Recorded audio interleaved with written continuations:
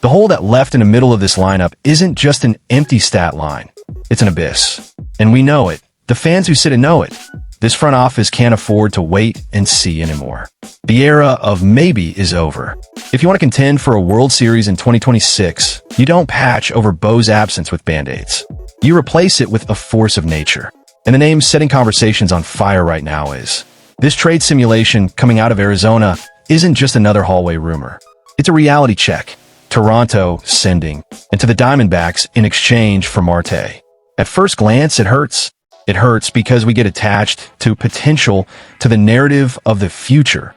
But let's talk real baseball here. The future doesn't step onto the field in October. Ketel Marte does. The risk isn't the talent. It's the cost of tomorrow. But look at this guy's 2025 numbers. .283 average, 28 balls over the wall, 87 runs scored, and an .893 OPS. That's not good. That's elite. In Toronto, with the protection he'd have in the lineup with Rogers center playing his favor, those 72 RBIs from Arizona easily become 90, 95.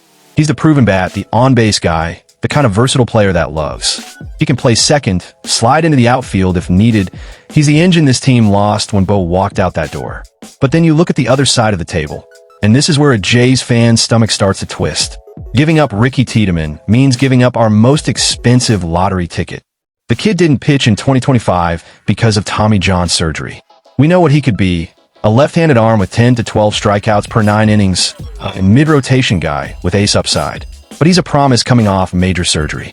Arizona wants that risk because they're in a different phase. They're rebuilding. They want controllable talent volume. They look at Tiedemann and see a future all-star in 2 years. The Jays look at him and see a question mark that doesn't help you win now. And the package doesn't stop there. Davis Schneider is part of the deal. Babe Schneider, the mustache guy who won over the fans. In 2025, he posted a .797 OPS in 82 games. Is he a solid utility player? Absolutely. Could he hit 15 home runs with everyday playing time? Sure. But is he the guy who takes you to a World Series? Honestly, probably not. He's a depth piece, and Arizona needs that MLB-ready depth. But the breaking point of this trade, the part that really makes you stop and think, is Arjun Nimmala. We're talking about a kid who, in high A at 19 to 20 years old, already flashed a 2020 profile, power, and speed. He's the future shortstop of the organization. If you give up both Nimmala and Tiedemann in the same package, you're essentially draining the top of your prospect pyramid. You're saying, our plan for 2028 doesn't matter because we need to survive 2026. But what if the real problem isn't what we're giving up? It's the fear of becoming irrelevant. For fantasy players, this trade is a dream. Marte's value would skyrocket. He'd leave a rebuilding lineup in the desert and land in the middle of a Toronto order that, even without Bo, still has enough pieces to force pitchers to attack him. He instantly becomes a top 10 second baseman in the world, no debate. But in the real world, on Toronto's turf, the situation runs deeper. The Blue Jays front office is backed into a corner. If they don't make a move of this magnitude, they're basically admitting that 2026 is a transition year. And nobody in Toronto has patience for another transition year.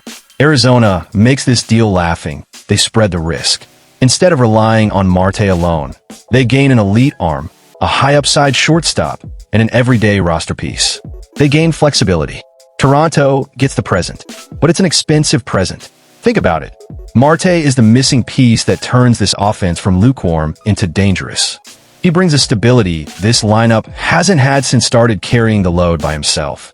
His ability to not just hit for power, but to control the strike zone is exactly what this team lacks. The balance between his power and speed is rare. He won't steal 30 bases, but he runs smart, positions himself well. It's cerebral baseball, the kind Jays fans have been begging to see again. Now stop. Because there's one detail here that changes everything. We talk a lot about Tiedemann, but what if his arm is never the same after surgery? MLB history is full of can't-miss prospects who never made it back from rehab. If the Jays hold on to Tiedemann and he turns into an average bullpen arm, while Marte keeps raking in Arizona, we'll look back with the same regret as so many deals we didn't make out of fear of giving up the future. Professional baseball is ruthless with hesitation. Arizona is being smart. They're selling high on Marte to buy the growth potential of 3 young players. It's a portfolio strategy. Toronto is going all in. It's the move of a front office that knows jobs, and the mood of an entire fan base depend on immediate results. At the end of the day, the question isn't whether Ketel Marte is good enough. He is. The question is whether the soul of the Blue Jays farm system is worth a 32-year-old player, no matter how productive he is. Do you trade the 2030s for a real shot at a parade on Front Street in November 2026? If the goal is the World Series, the answer is usually yes. But the bill comes due, and when it does, there won't be a Tiedemann or a Nimala to pay it. It'll be either the silence of an empty farm system or the shine of a trophy on the shelf. You lose Bo, you gain Marte, but you give up the crown jewels. That's the price of competing in the... Either you swim with sharks or you become the bait. What would you do?